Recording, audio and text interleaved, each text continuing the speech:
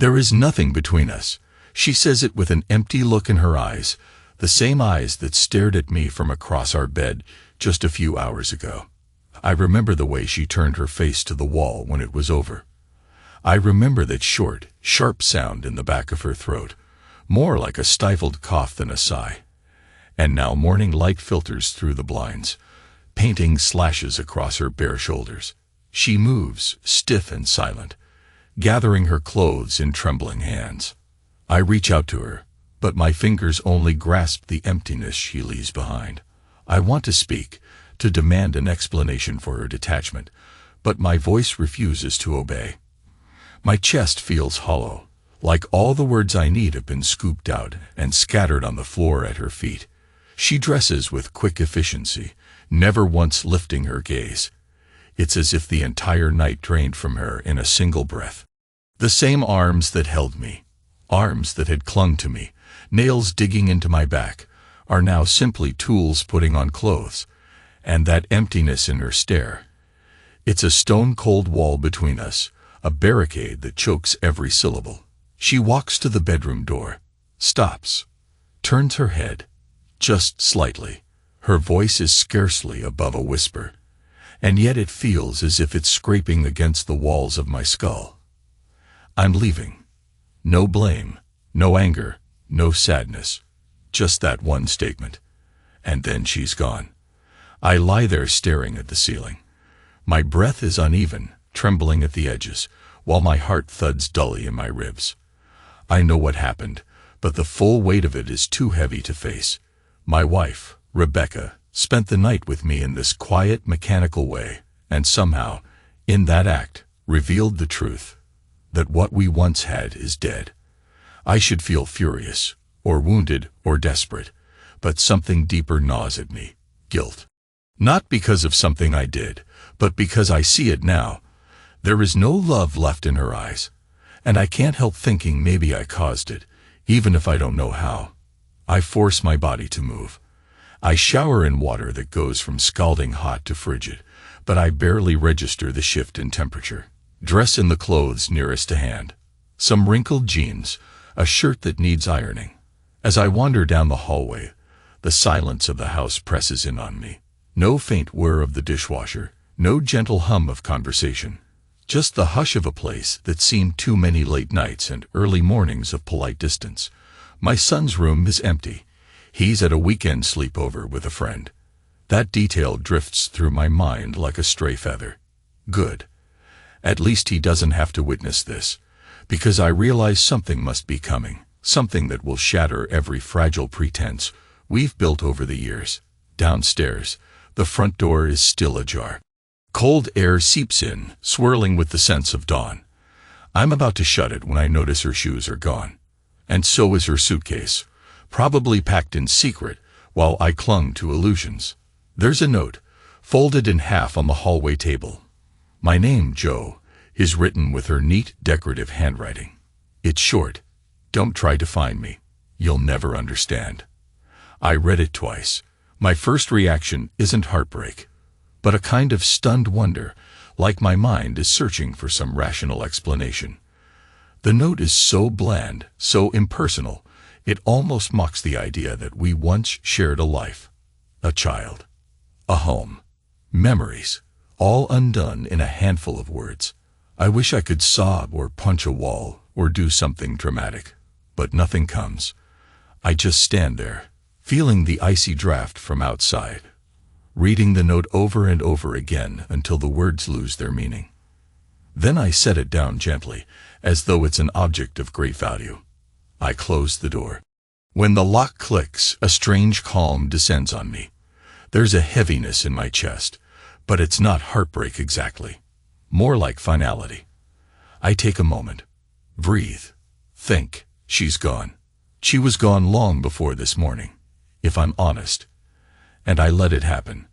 I walk into the living room, noticing that last night's wine glass still sits on the coffee table, half empty. I pick it up, swirl the dregs.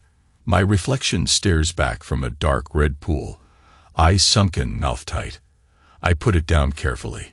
A memory hits me like a hammer to the back of the skull. My son's voice at that matinee last month. We were at a club that hosted a family event, a kid-friendly performance ironically featuring clown acts and half-baked stand-up routines. He told me, in that clear, guileless way children speak, "Mommy is learning new words from another man." Everyone around us laughed, thinking it was a silly joke. I didn't. My gut twisted. And in that moment I saw her face in my mind. Tired, but with a coldness I couldn't place. She'd been staying late at work. And I, the fool, believed her excuses about deadlines and conferences. I remember the burning shame I felt in that crowd. People's laughter sounding tinny in my ears, their faces becoming an indistinct blur of color and sound. The seat beneath me felt like hot metal, and my fists were clenched so hard my knuckles turned white. My son, confused by my silence, asked if I was okay. I couldn't answer, and in his eyes I saw pity, like he knew on some instinctual level that his mother was slipping away from us. But that's the past. Right now, the house is vacant except for me, the ghosts of our life together. And that note. My phone rings. It's my sister calling from out of state, probably just to chat. I send it to voicemail. I can't deal with that right now. Instead, I sink onto the sofa, letting my head fall back. I stare at the ceiling fan. It's not spinning. Everything is still. Time drags like a wounded animal. I don't know how long I sit there. Eventually, I force myself to stand. Something in me snaps, an impulse to act, to mark a change. I go to the bedroom. I detach the door from its hinges. Every blow of the screwdriver feels like I'm unscrewing the last illusions of what was once a marriage. Then I drag in a sheet of tempered glass I had stowed in the garage for a home improvement project. My body moves in a numb, mechanical rhythm. Measure, align, secure, check. The glass door stands in place now, transparent and cold, leading into the bedroom. I have no idea why I'm doing this, only that I need to see the emptiness for what it is. No more secrets. In that quiet moment, I recall all the times she locked herself away in this very room, claiming exhaustion or migraines, shutting me out without explanation. Now there's no barrier, just a clear partition. I see my reflection in it, see the bedroom behind, see the echoes of what once was a sanctuary. But it's not ours anymore. Days pass without a word from her. My son comes home, and I do my best to pretend everything's normal. But I'm a shell of a father, going through motions I can't feel. I drop him at school, pick him up, feed him. When he asks about Mom, I say she's busy at work. The lie tastes bitter. He watches me with eyes too wise for his age. A week after she leaves, I'm preparing dinner. Noodles and sauce, nothing special, when I hear a knock at the door. A mild rap, almost polite. I open it. She's standing there, wearing the same coat she used to wear on Sunday walks with me. The same hair pinned in a loose bun. Her eyes flick up to meet mine. She gives a small, uncertain smile. "May I come in?" she asks, voice subdued. She doesn't even use my name. I step aside.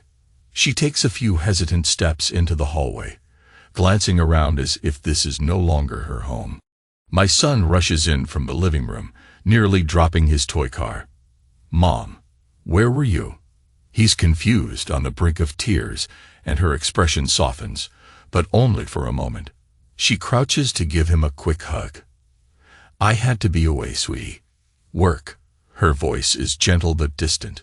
She stands up, faces me. "Joe, I want to talk."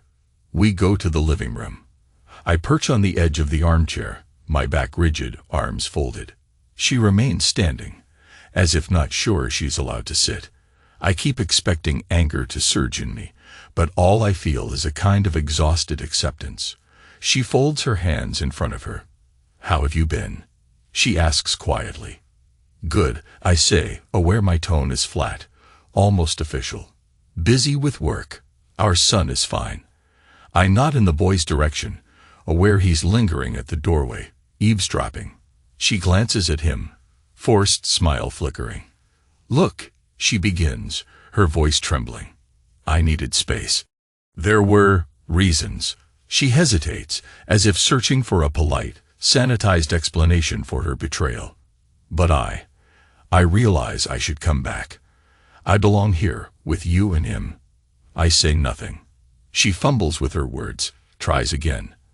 I'm sorry about how I left, okay. Let's just start over. That's when a presence steps into the hall from the kitchen.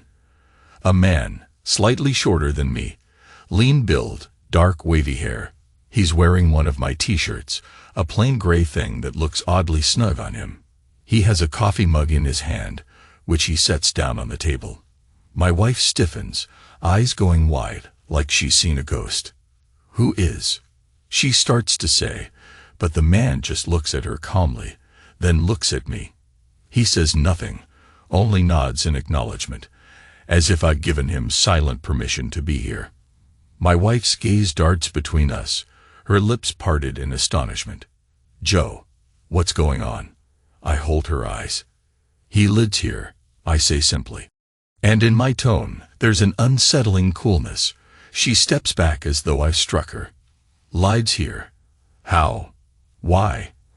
I inhale, letting the moment stretch. My son is still in the doorway, wide-eyed. The man quietly slips past me, gives her a curt hello, and disappears into another room. The air crackles with tension. She's trembling. Joe, who is that? I let out a slow breath. Somebody who showed up right after you left. Someone who saw the empty space you left behind. Her eyes blaze with sudden anger. You replaced me. Is that it? You let a stranger into our house, where our child lives. I shrug. Wasn't that what you did? I gesture vaguely at the memory of her, spending hours at work with someone else. Teaching each other new words. I thought I'd do the same. I see the flicker of guilt cross her face. She draws in a ragged breath, hands shaking. I never meant to. She stammers. I was confused. I was looking for something. It wasn't love, it was just escape. Her eyes fill with tears, and I can't tell if they're real or if they're a reflex. She steps closer, her hand reaching for mine. Joe, please, she whispers. I'm sorry. I'll do anything to fix this. A part of me wants to seize this moment, to break down and demand she prove it, to force a confrontation about every lie. But something cold and heavy grips my insides. That guilt I felt. It's turning into a quiet, lethal resentment. I gently step away from her. We can't talk here. I say, glancing at our son. Go upstairs. In the bedroom. She nods numbly. The tension in the air tightens around us like a noose. My son stands aside, confusion written all over his face, as we climb the staircase to the bedroom she and I once shared.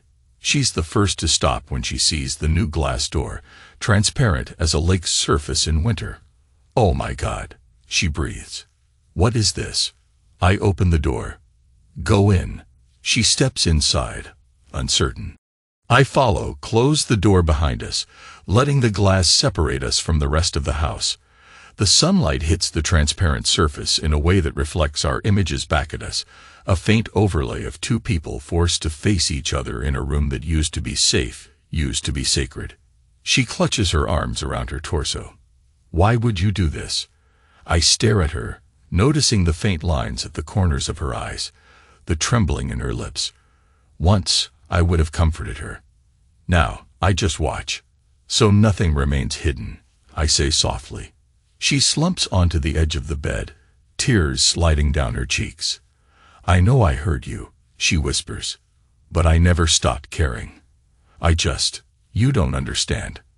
I step closer, and for a moment, I feel the swirl of my old feelings, how I used to love her deeply, how her presence filled a room with warmth.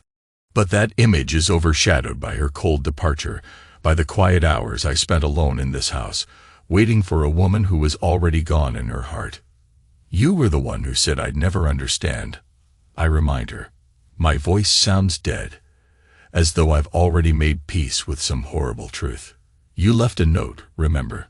You took your suitcase and disappeared. She sniffles. It was a mistake. I was just drifting. I needed something new. And that man at work, he offered excitement. But it wasn't real, Joe. It never was. I arch an eyebrow. You slept with him. It's not a question. She closes her eyes. Silence. A single tear leaks down her cheek. Yes. Strangely, it doesn't sting the way I imagined. It feels more like an echo of pain, something I've already processed in my mind. How long? I ask, my tone still calm. Official. She looks at the floor. A few months, she admits. Mostly after hours. Sometimes during lunch breaks. But it ended. I cross my arms. The dryness in my throat is suffocating. Why did you bother coming back if it's over? She meets my gaze, and I see a flicker of desperation. Because this is my home. You're my husband. I want to be with you and our son. That guilt claws at me again, but I push it away. What do you expect me to say? Welcome back, honey. Let's pretend you never ripped our family apart. My voice grows tighter. I used to think your betrayal was the worst thing. But it's not, you know. The worst thing is that you didn't even feel it mattered. You tossed me aside with no explanation. She reaches for me, eyes imploring. I was afraid, she whispers. Afraid you wouldn't fight for me, or that you'd hate me if I told you the truth. Afraid we'd be stuck in a loveless marriage forever. So I ran. The irony is like a punch to the gut. And now you think you can just walk in, and everything will be fine. Her lips tremble. I expect her to lash out, or storm off. But instead, she deflates. She glances at the transparent door, as though realizing she can't hide behind anything. I don't know, she confesses, tears streaking her cheeks. But please let me try. I stare at her for a long moment. The glass behind us mirrors the two figures in a small bedroom, the sunlight carving sharp angles of reflection. I recall the old me, naive, trusting, hoping that with enough patience, everything would be all right. That man is gone. I whisper, the house isn't empty anymore. She looks at me, not comprehending. There's another occupant now, I continue. You saw him. Her brow furrows. But that's insane. Who is he, Joe? How can you do this to me? Something flickers in my chest. Dark satisfaction, perhaps. I feel no pride in it, but I can't deny it's there. I'm doing this because you need to see that once something is broken, you can't just tape it together as if nothing happened. That man downstairs, he's not a replacement for you. He's a reflection of the emptiness you left. He came, and I let him stay because I realized I don't have anything else to lose. She covers her face with her hands. This is so cruel, she chokes out. Cruel. I echo. What's cruelty? The betrayal, or the consequences? She sobs into her palms. The sound is guttural, raw. I'm torn between wanting to hold her and wanting to watch her suffer for what she's done. My breath catches. Guilt, anger, longing. They mix into a single twisted ache. But my voice remains cold, distant. You can stay in the guest room, I say abruptly. For our son's sake, you can be here. But don't think we can snap back to the life we had. Because you destroyed it. And maybe I destroyed it too, by not seeing how you felt. But it's gone now. She looks up, eyes swimming. Joe, let's talk this through. I gesture to the door. We are talking. Through glass. That's how it'll be from now on. Transparent, but unreachable. She opens her mouth to protest, but no words come. Finally, she pushes to her feet.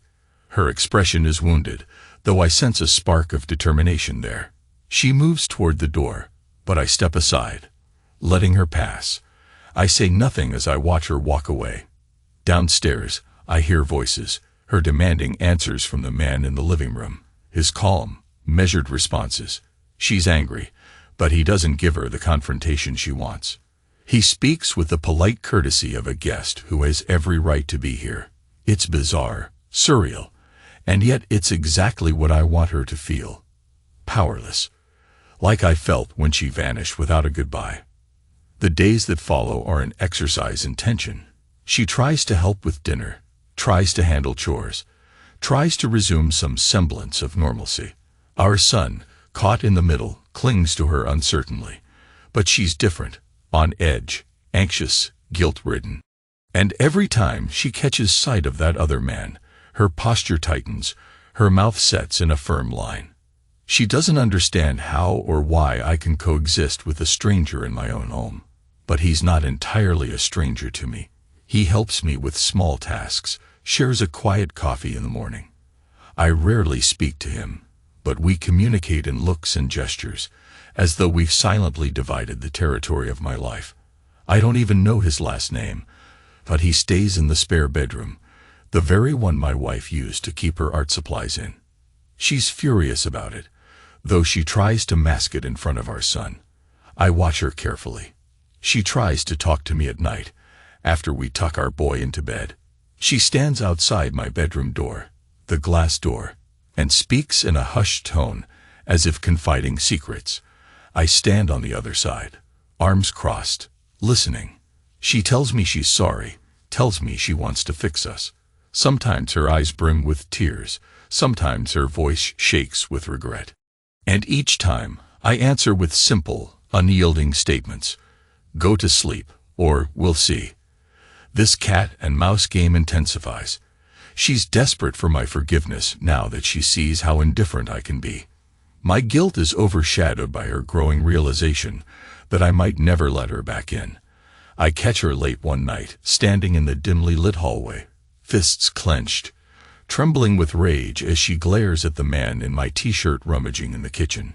She wants to scream, but she keeps it bottled up because our son is asleep upstairs. Finally, one rainy afternoon, she breaks. She corners me in the living room.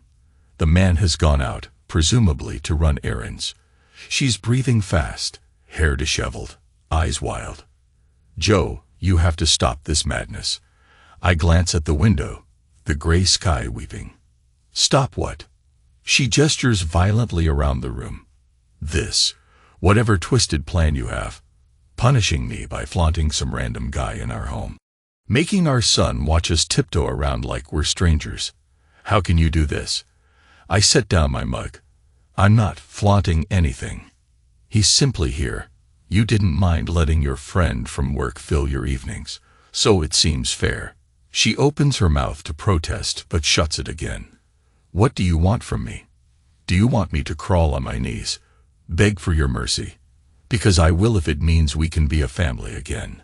Her voice cracks. I stand and face her. Now the anger surfaces in me, hot and sharp. You say you want to be a family, but where was your family when you were sneaking around with him? Did you think of your child while you learn new words in a motel room or a back office? She flinches. I made a mistake, all right. I'm human. I'm standing here admitting it, and I'm ready to make amends. I step closer, lowering my voice. I believed in you. I stayed up nights worrying, thinking you might be stressed or depressed. I tried to talk, to reach out, but you brushed me aside, told me I'd never understand. And you know what? You were right. I don't understand. I don't understand how you can cheat and then decide you can just waltz back in as though you're doing me a favor. Her tears spill over again, but now I see fury beneath them. Fine, she snarls. Then end it. Kick me out, divorce me, do whatever you want.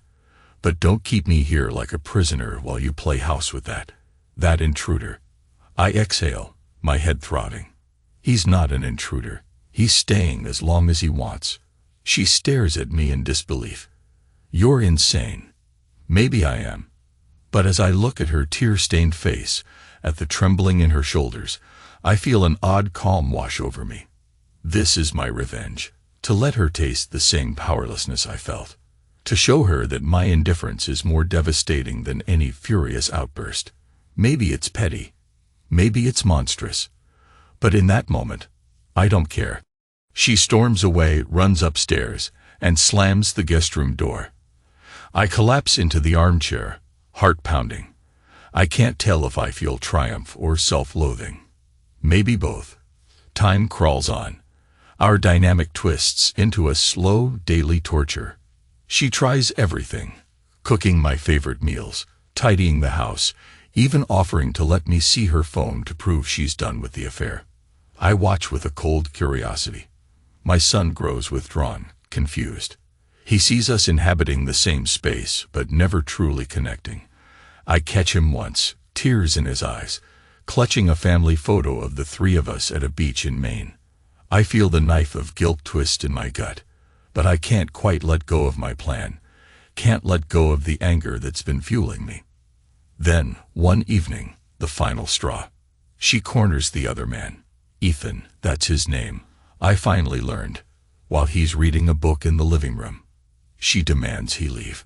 He sets aside his book and says, in a measured tone, "I'm afraid that's not your decision." She explodes, screaming that this is her home, and that he's violating her privacy. He doesn't raise his voice. He hardly reacts. Her words bounce off him like pellets off steel. Eventually, she snatches a vase from the shelf and throws it against the wall. The crash reverberates through the house. I appear in the doorway, my son behind me, frightened. She looks at me, tears streaming down her face, breath ragged. "Joe," she pleads, "this has to stop. You're tearing us apart more than I ever did." The man stands calmly, dusting fragments of the vase from his jeans. Without a word, he walks away, leaving us alone in the swirling tension. I see the shattered ceramic on the floor, the water, the wilted flowers, everything broken.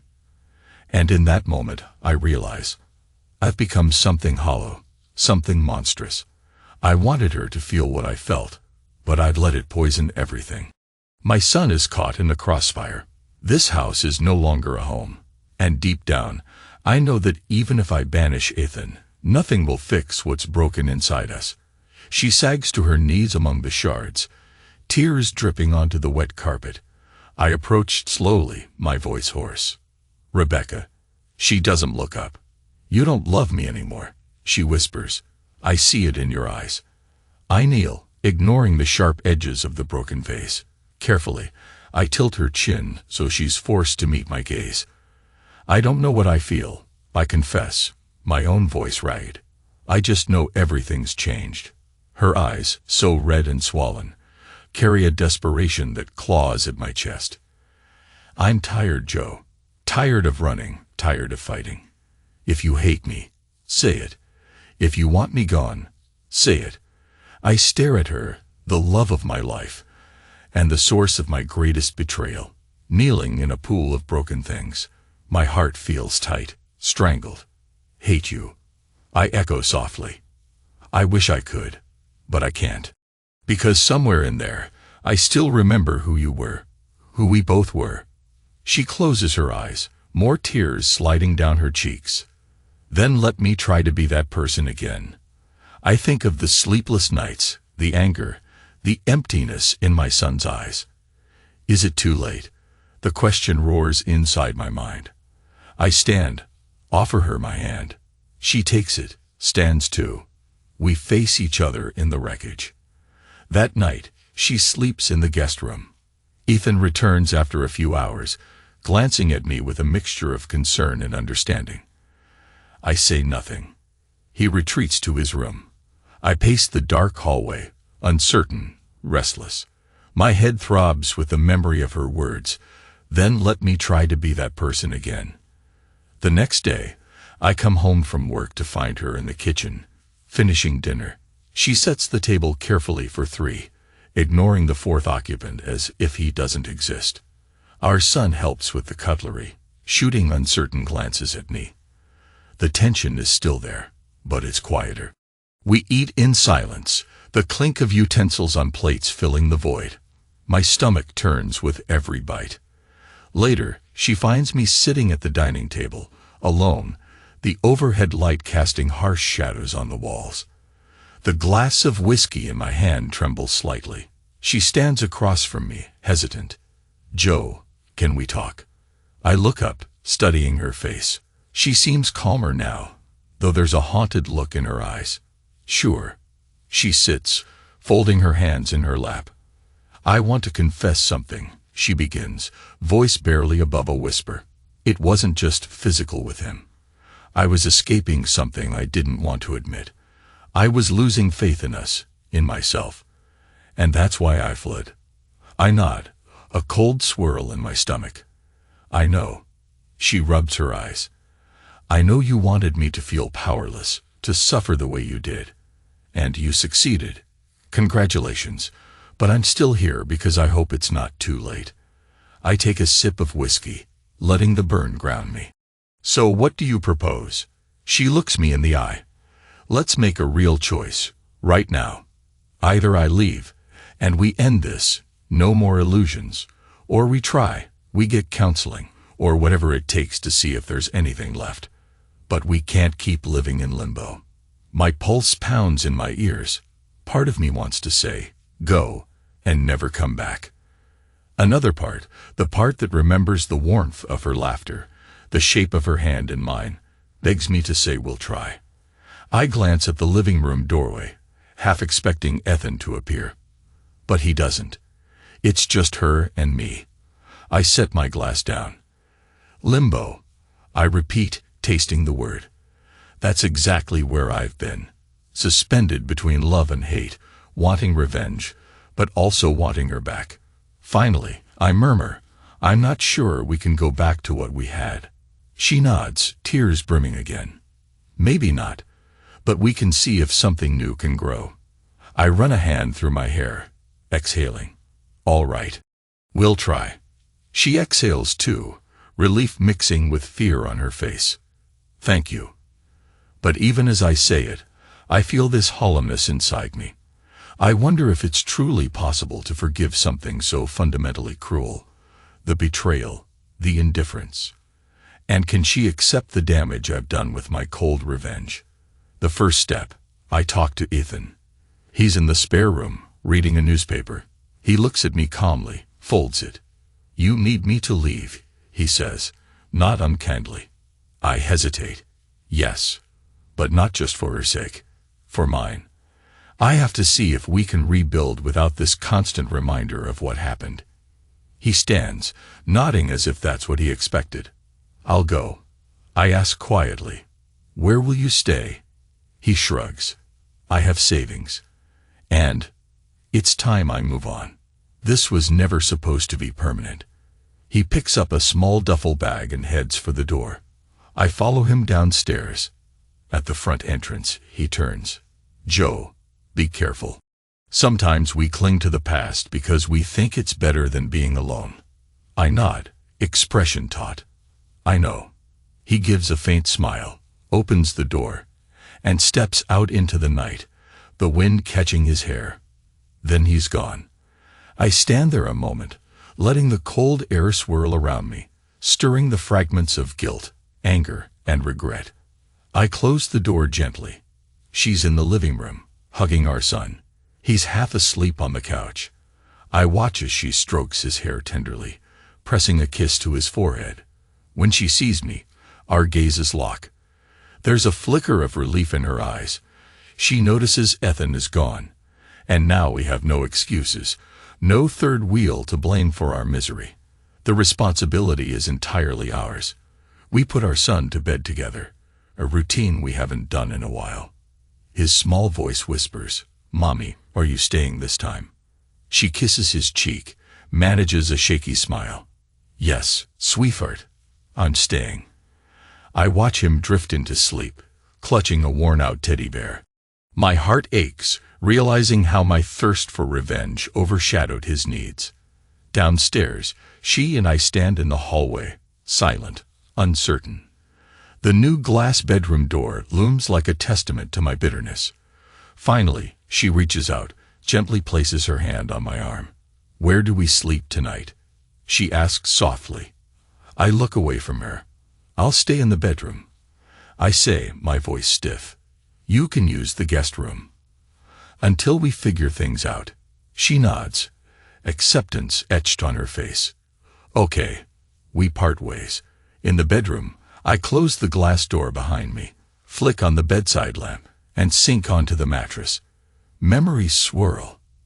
The night she left, the note, the heartbreak, my elaborate plan to punish her. And now, she's under the same roof, but neither of us knows what tomorrow looks like. The next morning is awkward. I drive our son to school. On the way back, I see her car in the driveway. Normally, she'd be at work by now, but apparently she took time off. I find her in the kitchen, sipping coffee. When she sees me, she musters a small smile. "I made enough for you," she says, motioning to the pot. I pour a cup, feeling the weight of silence. Eventually, she speaks. "I looked up a counselor. Family therapy. They have evening sessions. We can go together." I sip coffee, the bitterness matching the tension in my chest. "All right," I say evenly. She exhales. "Thank you." Days blend into a new routine. She calls her office, arranges a more flexible schedule. We tiptoe around each other, occasionally sharing small talk. Weather, groceries, bills. She sets up an appointment with the counselor. I agree to go, but my enthusiasm is non-existent.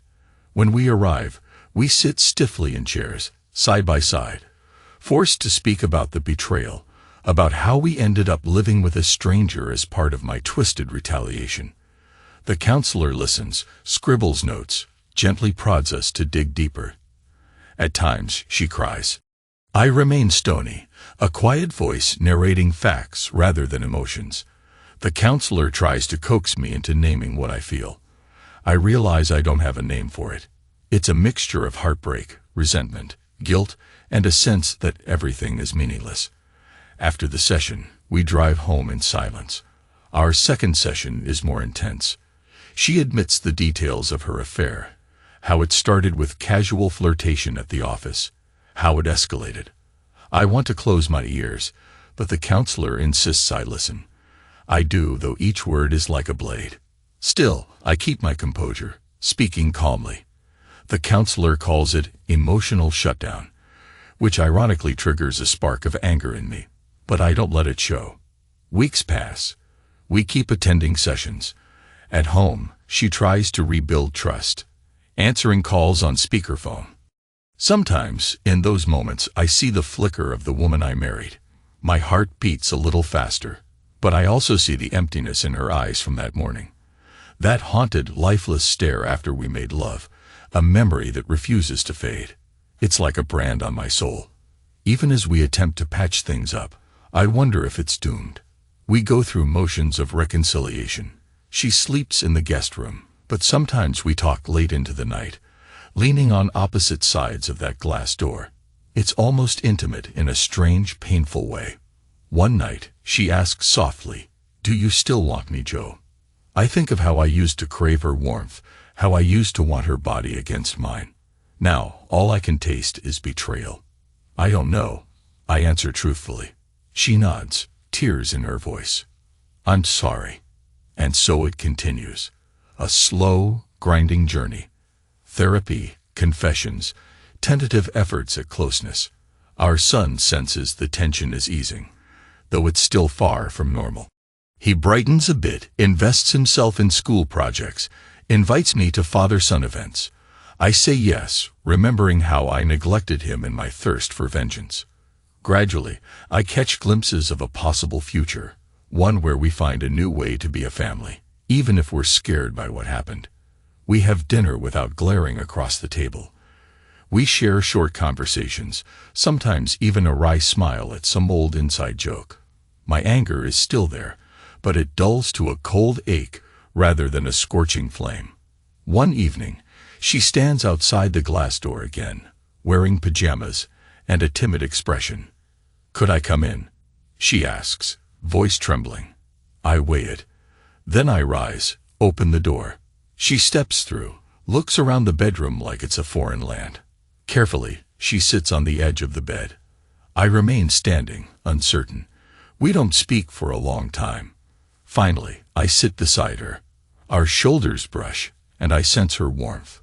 She reaches for my hand. I let her take it. She squeezes it gently. Neither of us knows what to say. We just sit in the quiet, close enough to feel the weight of our shared past, uncertain if it can shape a shared future. When the lamp flickers overhead, throwing soft shadows on the wall, I feel a shiver run through me. She glances at me, eyes full of regret and hope. "Joe," she says, voice catching in her throat. I want to feel alive again. With you." Something in me fractures.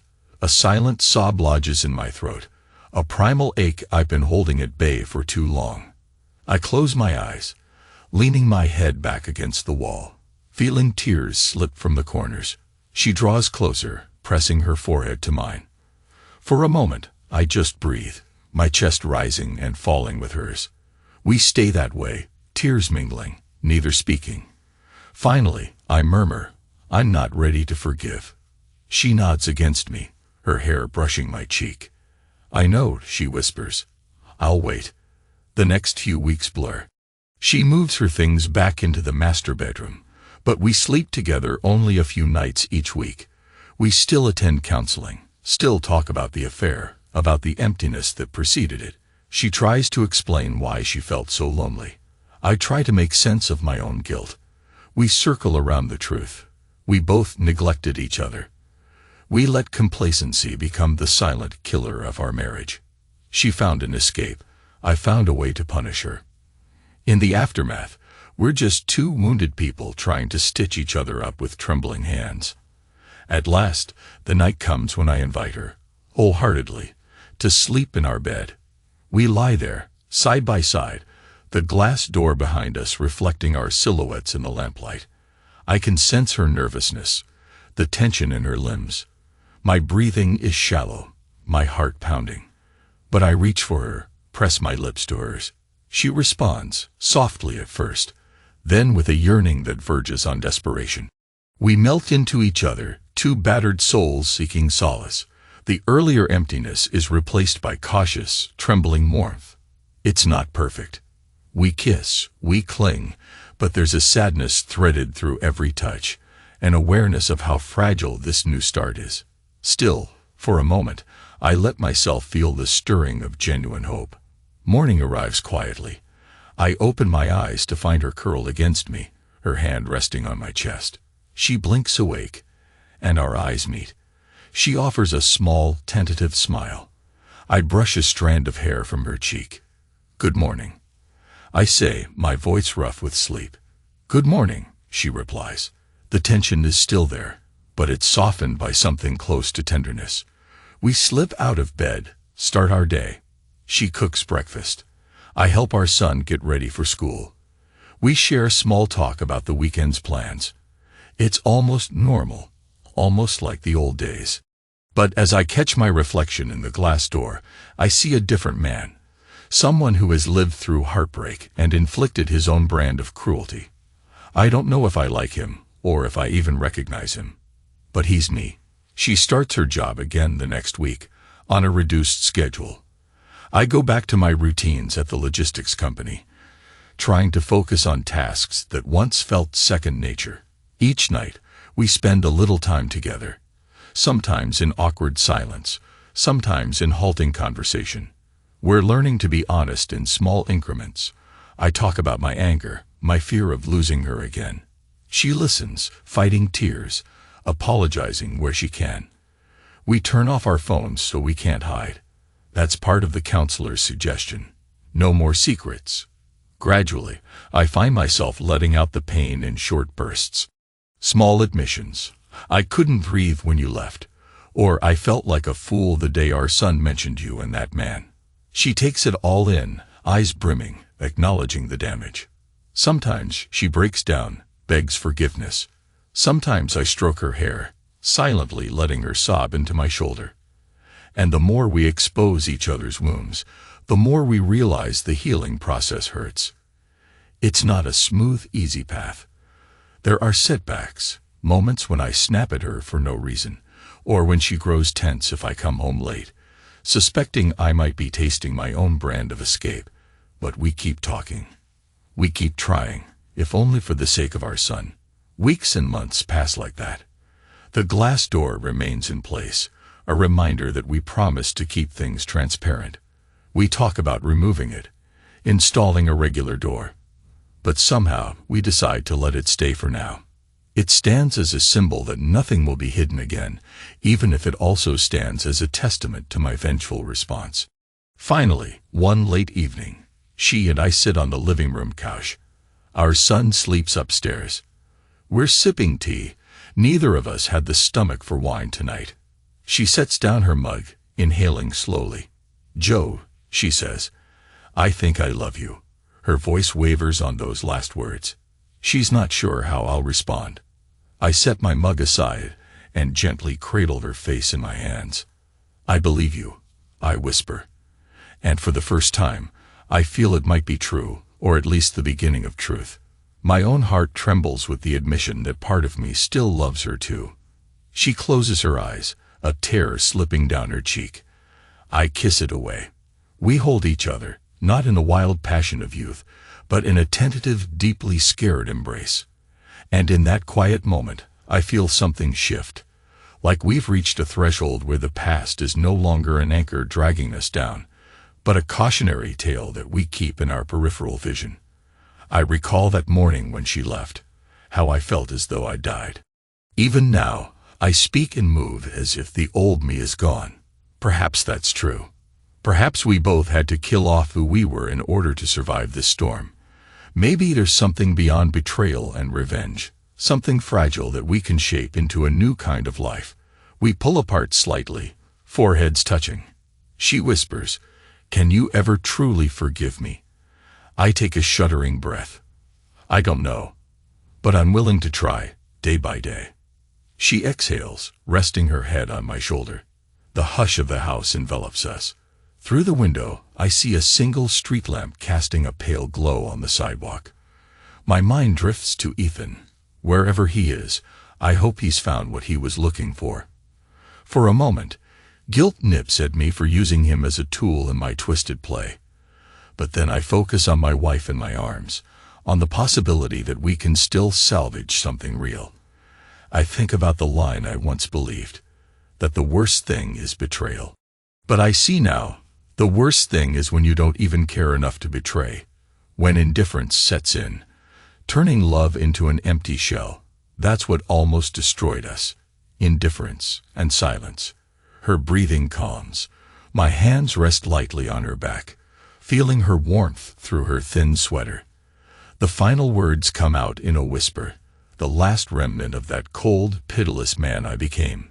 "We start over tonight," I say. She nods. "Yes," she murmurs. "Thank you." I switch off the lamp. A hush descends. The light goes out,